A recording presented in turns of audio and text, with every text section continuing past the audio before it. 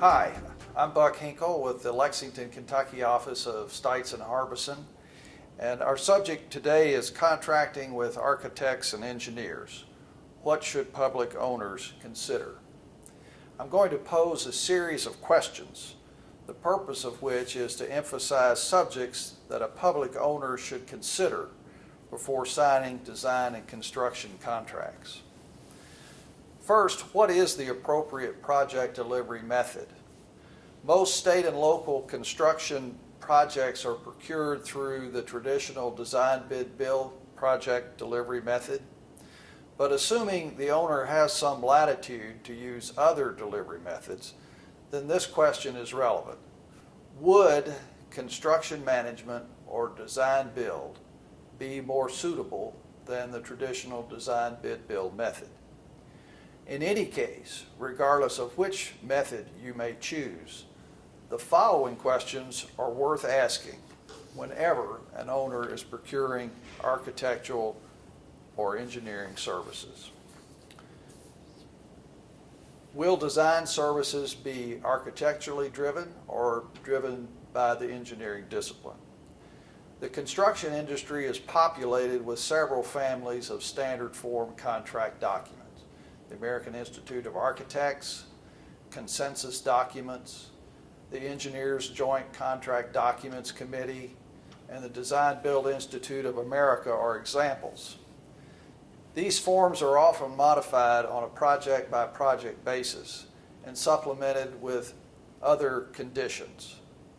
With little or no input, some owners leave it to the design professional to select the contract documents. One of the mistakes I see is failure to conform the contract documents to the type of project. For example, AIA documents are generally intended for projects dominated by vertical construction and architectural design.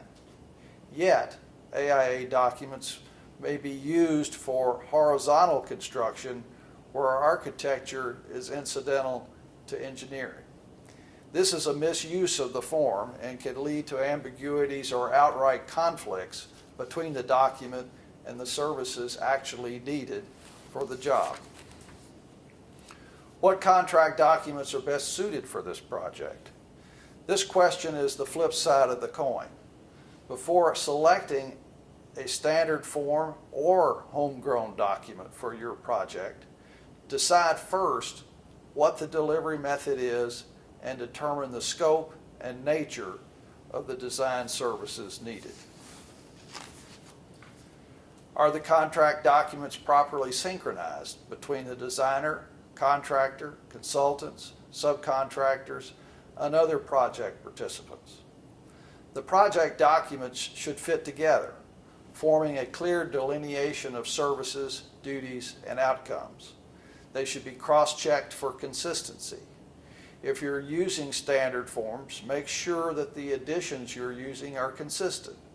Don't combine a 1997 AIA owner-architect contract with a 2007 owner-contractor agreement.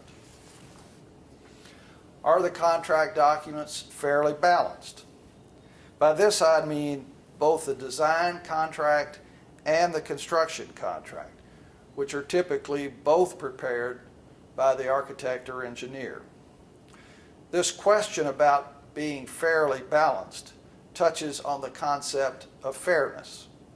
We've all seen extremely one-sided contract documents. In my judgment, such contracts are conducive to disputes. That's not to say that an owner should not expect the architect, engineer, and the contractor to assume risk. But it is to say that the responsibility should be placed on the party who has control of the risk, who can insure the risk, or who is being compensated for the risk. It's also to say that the owner should properly apportion duties between the AE and the contractor. For example, if the owner is compensating the AE for a complete design, make sure that there is no overzealous delegation of design to the contractor. Keep the boundaries of responsibilities well defined. What is the architect or engineer's scope of service? Typically, this is expressed in terms of basic services or additional services. And both turn on what the AE scope of work is. Scope of work, whether for design or construction, is a fertile area for disagreement. A well-defined scope requires thought and clear communication. Standard form documents do a pretty good job of distinguishing between basic and additional services. The owner must be certain to read the fine print that distinguishes between the two. Is contract administration included in the AE's services? And if so, to what extent? Owners, for that matter, public or private, especially those who do not build often, may have a misunderstanding about what the AE's role is during the construction phase. They may see the AE as an ever-vigilant inspector who is going to catch all the mistakes. If that was ever a basic practice, it is not so today. Be sure your contract spells out the construction administration services you expect, and that these services are accounted for in the basic fee, particularly the number of site visits that the AE will make. What about redesign? Suppose the AE produces a design that busts the budget. The project has to be redesigned or it won't be built. Is the redesign compensable or not? The contract should address this possibility. What is the contract duration? Standard form contracts like the AIA owner-architect agreement usually have a fixed length. Project-related services needed after that date are usually additional services and an added owner expense. This can become uncomfortable when the project completion is delayed through no fault of the owner, or when defects or warranty issues arise post-completion. The architect or engineer may want additional compensation in these situations. Your contract should address this possibility. Let's consider now some other important topics that your contract should carefully address. The first of those is ownership of the design documents and the copyright. AIA documents provide that the architect owns the design and the copyright into the future in perpetuity. The owner has only a limited license to use the documents. Changing that standard clause is something an owner should consider, especially upon final completion or termination because of the architect or engineer's default. And remember, transfer of design ownership is insufficient without transfer of the copyright as well. The fee and the fee adjustments. Fees are usually pretty straightforward. Is the fee specified in dollars or by a method of calculation, such as a percentage of construction cost? If the fee is adjustable, how and under what circumstances will it be adjusted? Is advance notice and approval by the owner of the change required in order for the obligation to pay for the change to be binding? Reimbursable expenses. We're talking here about pass-through costs. There should be no surprises. Have an itemized list of reimbursables as part of your contract and a clause saying that there are no others. Pricing changes in services. Some projects, for example, last longer than they were anticipated to last.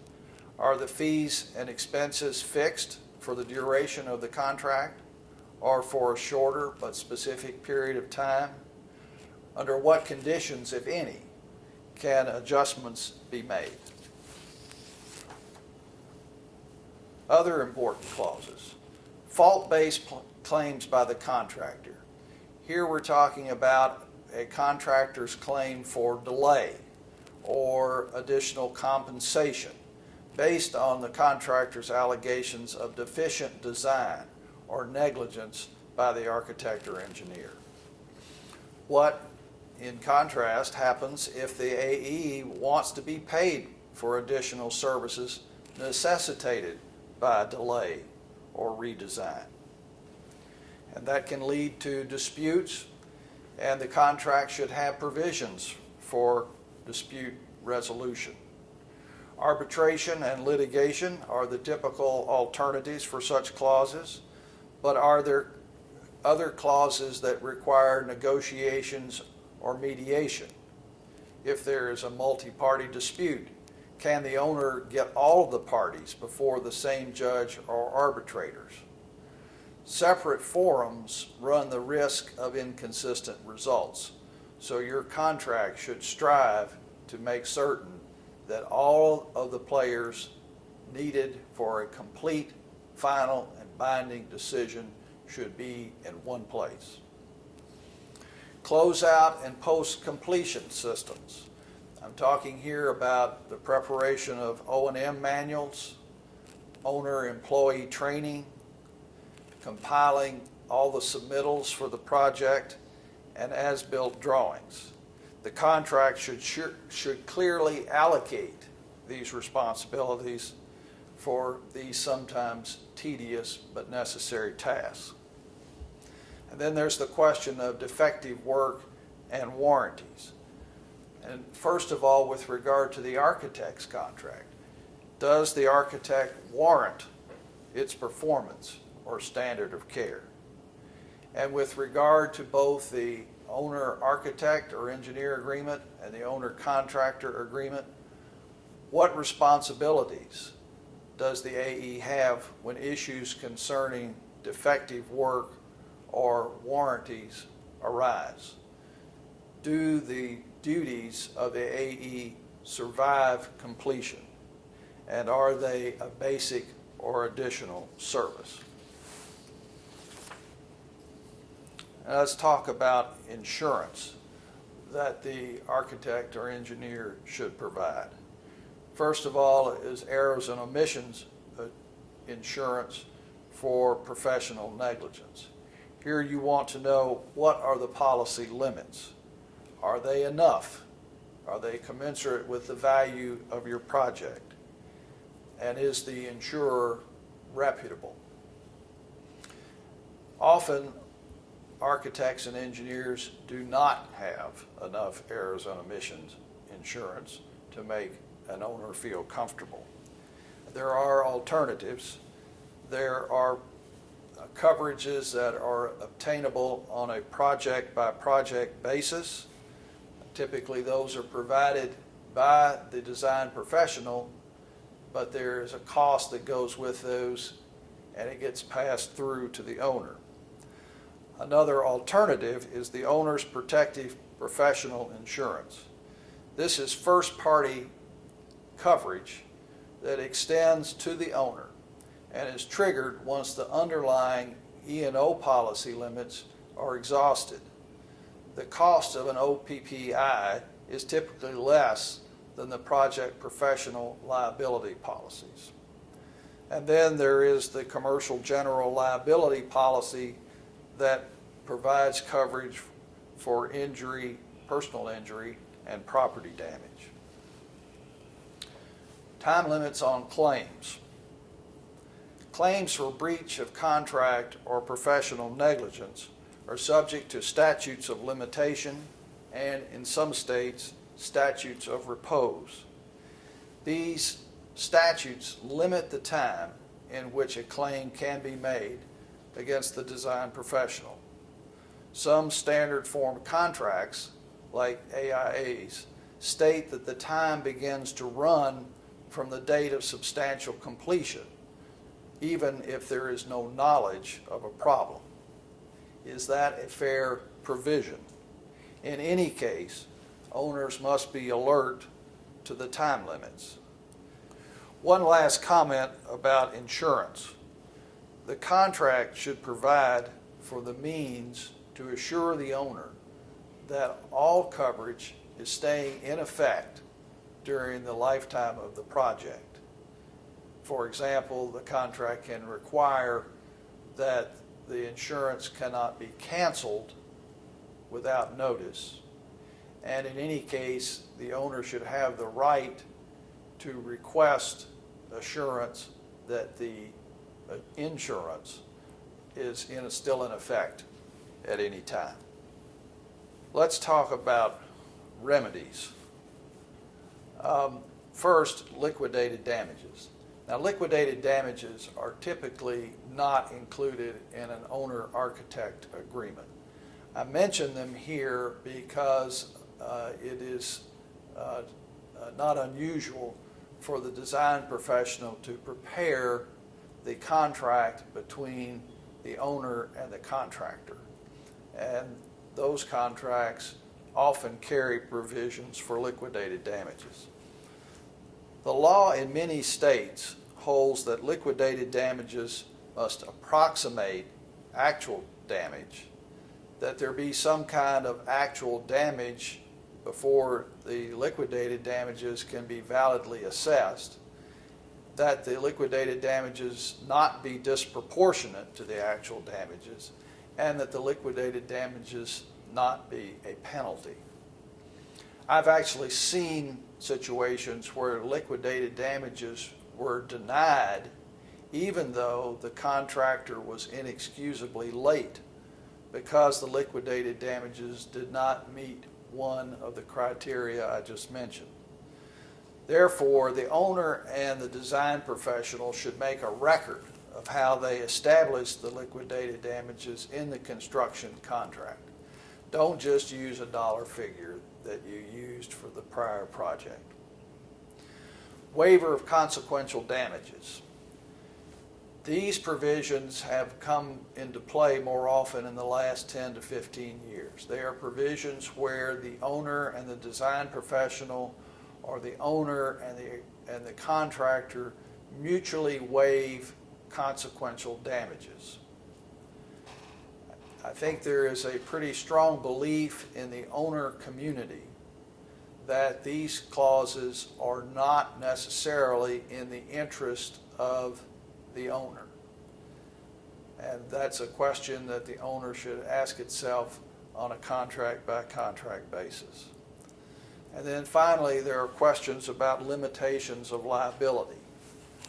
Some contracts between owners and design professionals contain provisions that limit the liability of the design professional in the event the design professional breaches the contract. Those limitations may be expressed in terms of the amount of the fee, that is, that the liability may not exceed the fee paid to the design professional, or they may be limited to insurance. What is the amount of coverage? And the liability will not be any greater than that. So the owner must ask itself whether or not A, it's going to agree to a limitation of liability clause, and B, if it does, what will be the sufficient level, or what is commensurate with the value of the project. That completes my remarks. Please feel free to contact me by telephone or email if you have any questions. Thanks for your attention.